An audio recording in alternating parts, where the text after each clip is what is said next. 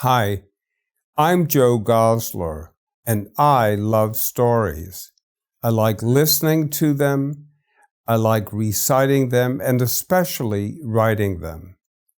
About 2 years ago, at the start of the pandemic, I was telling my wife Sheila, I really should write a story, a children's story.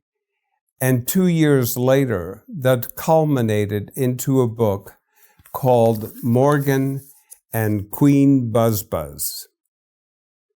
I'd like to read that to you now.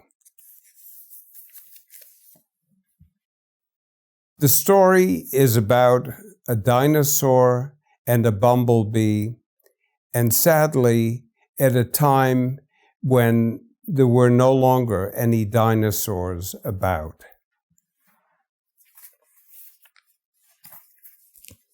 Morgan and Queen Buzz, written by Joseph Gosler and illustrated by Sheila Walper, dedicated to those who see the world through the lens of a child.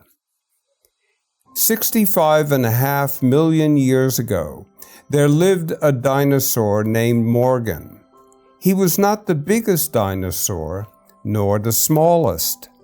He weighed 10,000 pounds and was 13 feet tall, with a horn above each eye and a third on the ridge of his nose.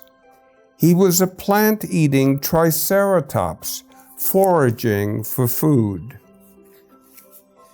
Not far away lived a bumblebee under a canopy of yellow wild flowers named Buzz, who had yellow rings around her neck and stomach. The 2 rings were important because they signified that someday she would become a queen. Morgan wasn't formally introduced to Buzz, but he did hear her tiny voice scream. But being 13 feet tall meant that he couldn't see her right away. It was only when he stumbled over a big tree trunk that he saw the bumblebee. She was caught in a large 3-foot web that glittered in the sunlight and was about to become the dinner of a very large purple spider. Morgan scooped her up with the horn on his muzzle or nose, so that he could see her up close. He saw the twin yellow rings and that she was less than an inch long. But what he liked most were her eyes. They were green and then purple and then deep yellow. She thanked him, of course, and flew off on a green leaf-like chariot with 6 worker bumblebees holding the leaf. Morgan was mystified. He had never seen anything so small, so beautiful, and interesting. Days went by, or maybe years, and he missed her more and more. One day, a meteor lit the sky, or so he thought. It looked like lightning. There was fire everywhere, and all the animals started running every which way. He heard a tiny voice.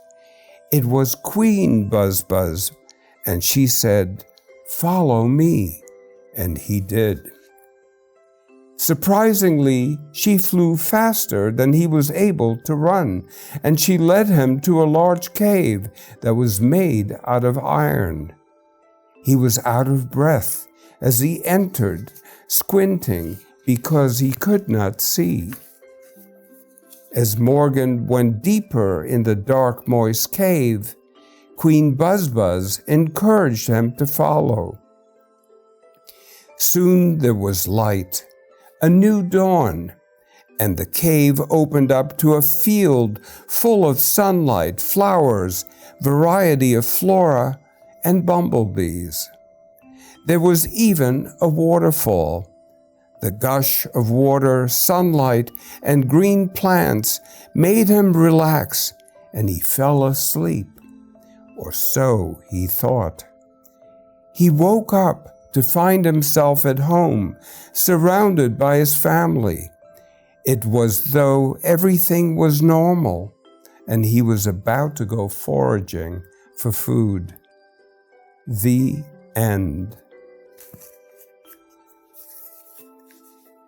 Thank you for listening to my story, and if you would like to see more of my work, please visit joegosler.com.